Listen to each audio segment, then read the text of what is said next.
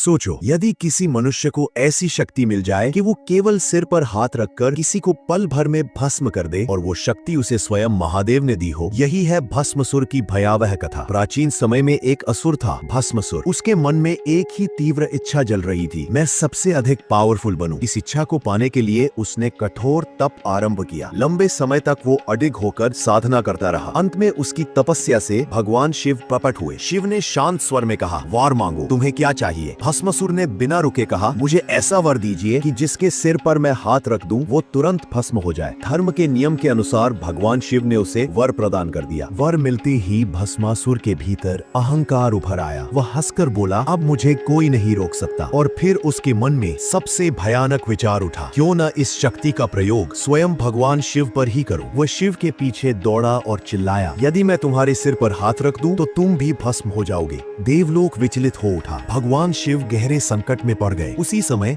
भगवान विष्णु प्रकट हुए। उन्होंने मोहिनी का मोहक रूप धारण किया। भस्मासुर उस रूप को देखकर मोहित हो गया। मोहिनी ने मधुर स्वर में कहा, यदि तुम सच में बलवान हो तो मेरे साथ डांस करो। भस्मासुर तैयार हो गया। डांस आरंभ हुआ। मोहिनी जो भी मुद्रा बनाती भस्मासुर वही दोहराता। अंत में मोहिनी ने अपना हाथ अपने सिर पर रखा। भस्मासुर ने भी वैसा ही किया और उसी क्षण अपने ही वरदान के प्रभाव से भस्म हो गया। शक्ति महान होती है, लेकिन जब शक्ति के साथ अहंकार जुड़ जाए